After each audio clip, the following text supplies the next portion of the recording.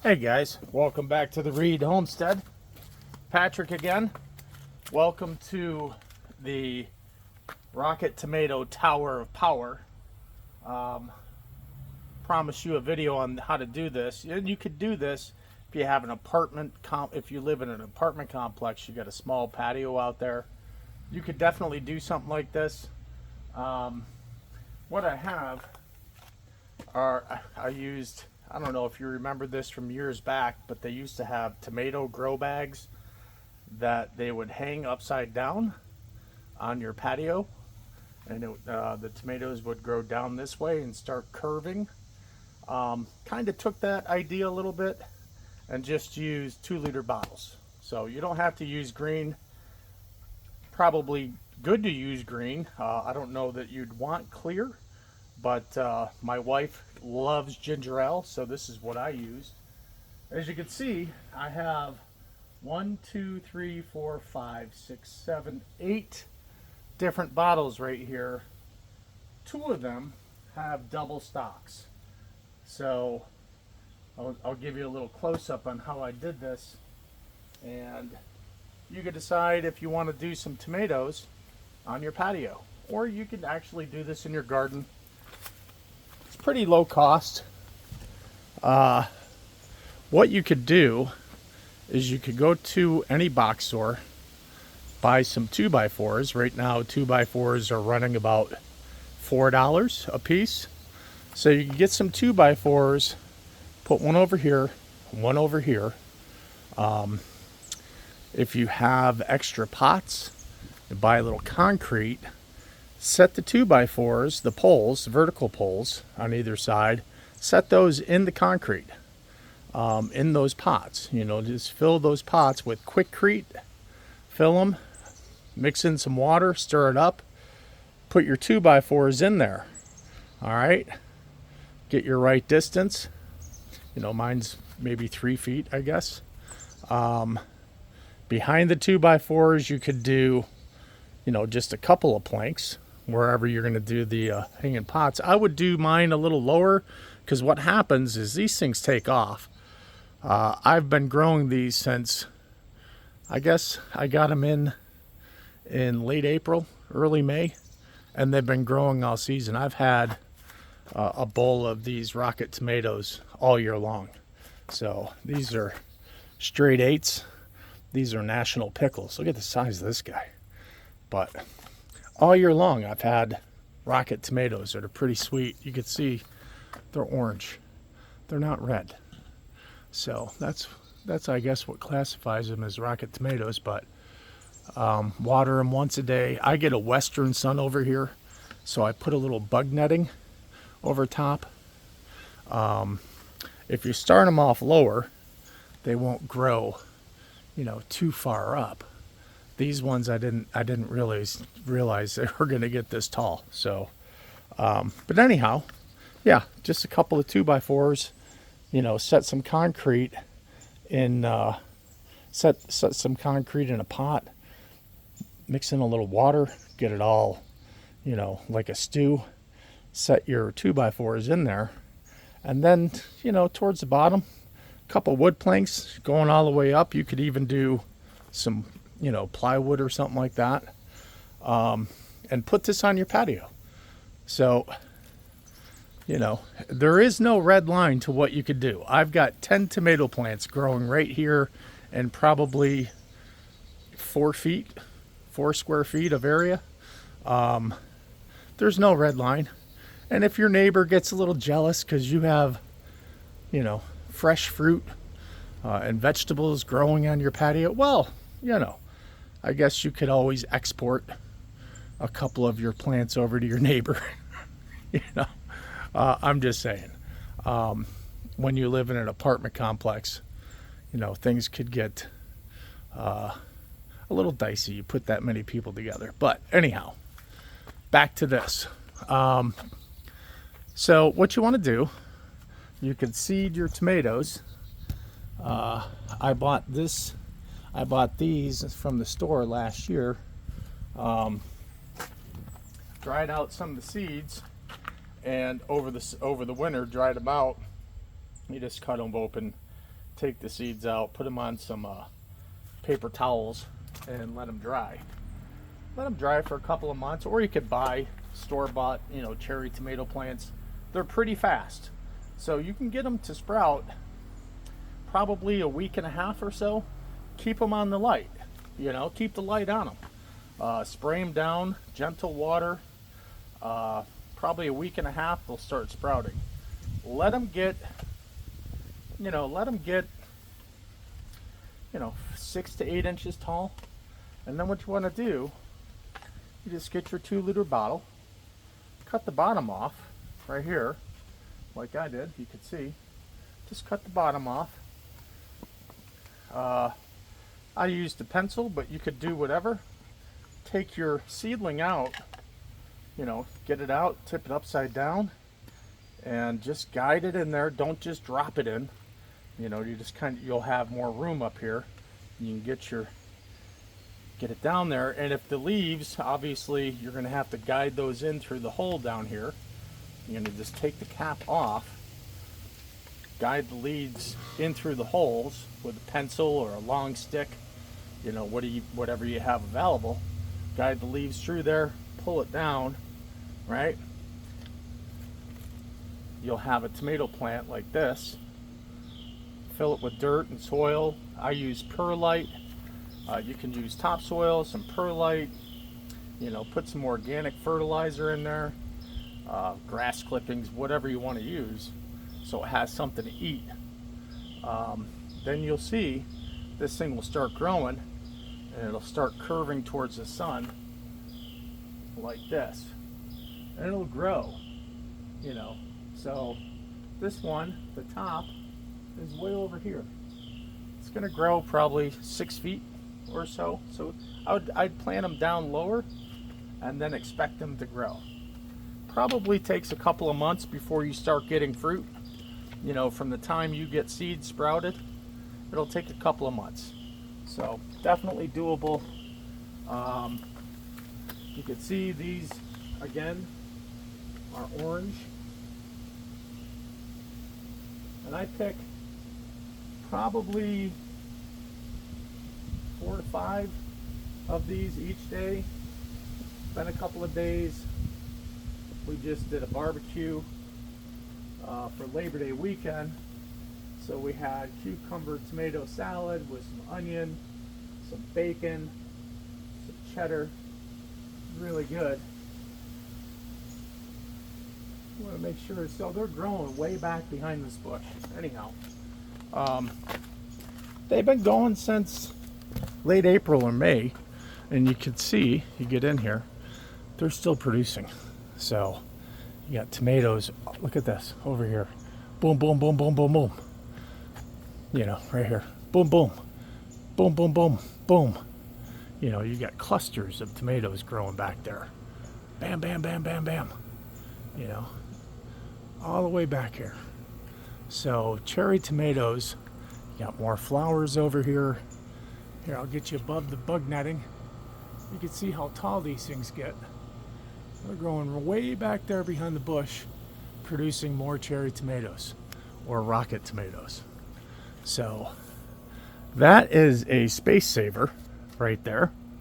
And you could do as many as you like, really.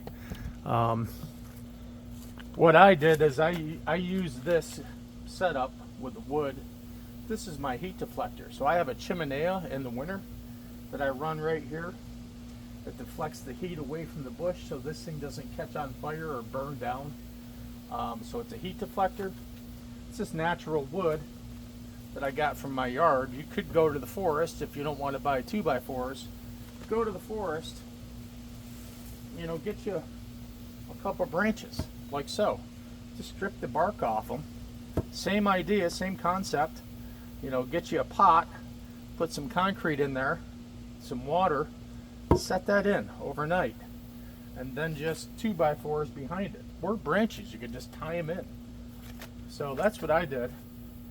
Really didn't cost anything to do this. I already had the 2-liter bottles, so that didn't cost anything. The logs didn't cost me anything, just a little work. And I had some of this framing wood from a neighbor, built a brand new house in the area.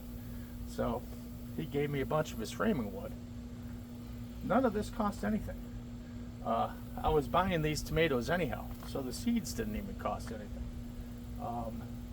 And I've been harvesting all year long. All summer long I've had this thing full. So we've been enjoying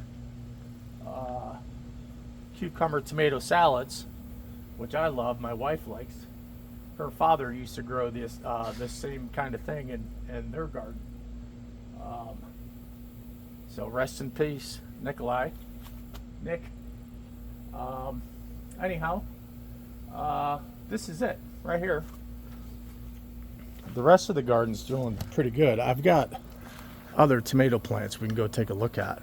So I've got some beefsteak and some vine ripen in the container garden, which you could also do on your patio. One sec, we'll take a quick look. So this is the container garden.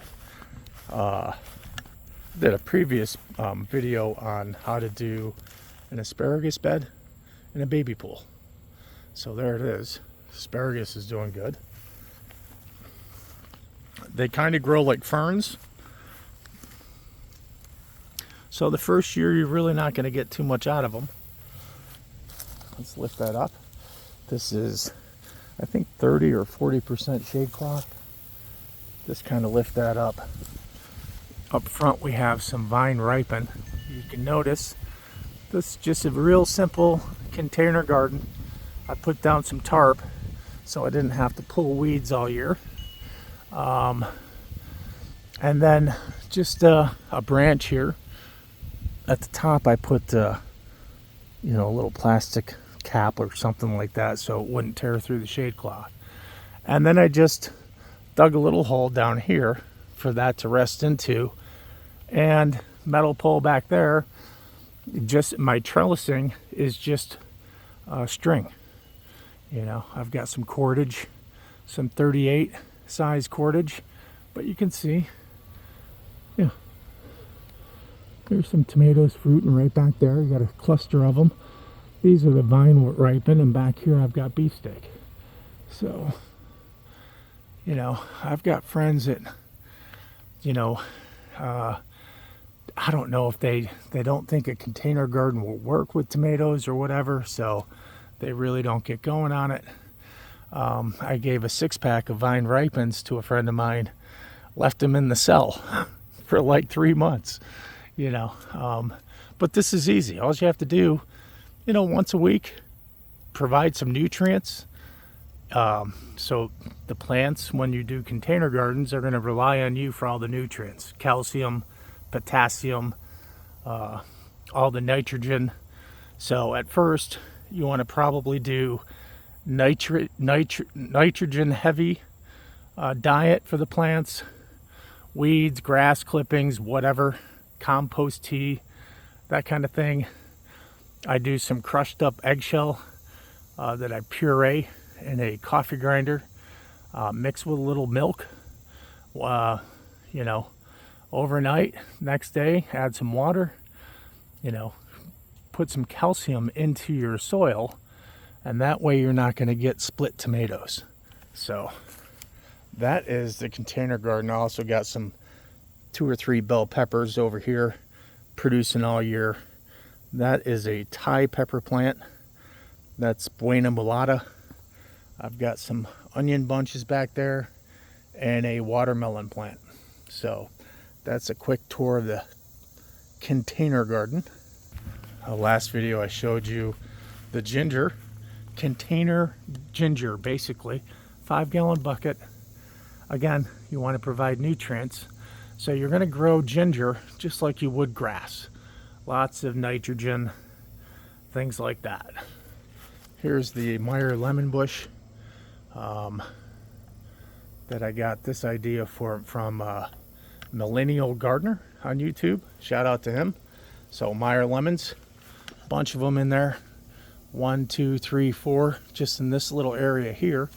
Then there's a bunch back here hiding. So come fall, few weeks, maybe a month and a half, 2 months from now, I'm going to dig this up and put it in a 20-gallon pot and bring it into the garage Blueberries, that's the rest of the containers up here. The deer kind of got into the northern garden up here, which is where those cucumbers are growing like wild. But the deer did get in and ate some of my super hot peppers. The plants anyhow, not the peppers. You can see over here, potatoes. Just a, I guess it's a half of a 50-gallon drum, wooden drum. Got it Home Depot for 40 bucks a few years back. I grow potatoes in there every year. Sometimes, a couple times a year in the fall, and then I do one in the summer. So that's the summer planting. I guess August, late July. Refortified it, recharged the soil, put in some potatoes that had eyes, and boom, a few weeks you'll see them start to come out of the soil, those stalks and leaves. Keep filling it with soil as you see that. Let them get up to the top. Next thing you know, you're going to be harvesting a 25-gallon drum of potatoes. So pretty successful year for the most part, despite the deer attacks and squirrels getting into fruit and rabbits and stuff like that. So really, the deer aren't going to come up here. That's why all these containers are up here, though. They're pretty exotic. So this is stuff that you really aren't going to be able to buy at the store. Reapers, peach reaper, ghost peppers, horseradish, and I've got some other smaller sprouts. I've got 4 chocolate primatali babies over there. So the idea is just to get these growing. I know they're not going to fruit this year, but I want to keep them alive over the winter. So come springtime, we'll have a mess load of chocolate primatalis. If I can get them to grow, we'll see. I've still got 2 or 3 months. These are chocolate douglas right here. You've got lemon primatali, and then the 3 back there are Primo Reaper Cross. So these are the horseradish right here. But all this is in containers that you could definitely do on your apartment complex patio. So very doable, easy. And the good thing about an apartment complex, a patio, you're not going to have to deal with the pests that normal people do. No deers, no rabbits, no squirrels getting up there. So in the last video I showed you how to repair broken stems, stalks, and branches. You can also use these 2-liter bottles. Just cut some of the plastic off, and you could use that to wrap heavy duty branches, fruit branches, apple trees. We've got a couple apple trees, pear tree, peach, cherry. We're growing a couple magnolias. So you get those broken branches, you just cut some of this plastic here and wrap those branches. You can trim this down, wrap those branches like so, and then tape them up. You can check out the last video I did up here, and I'll teach you how to do that. But in the meantime, the rocket tower of power right here, tomato tower, it's doing great. Still got some more to get out of there. Let's see. I'm gonna pluck that guy right here. This one. Got a couple beefy ones back there, but this is all year long, so it's definitely worth it. You could definitely do some cost-cutting things using natural wood you find in the forest, or just 2x4s you can get right at Home Depot or Lowe's or whatever. Very doable. So again, there's 10 plants right here producing all year long. That's all from the Reed Homestead. Hope everyone's doing real well. Hope your Labor Day weekend was awesome and you had some good barbecue. I know we did. Video up here about it. Until next time, God bless, and we'll talk to you later. Have a great day.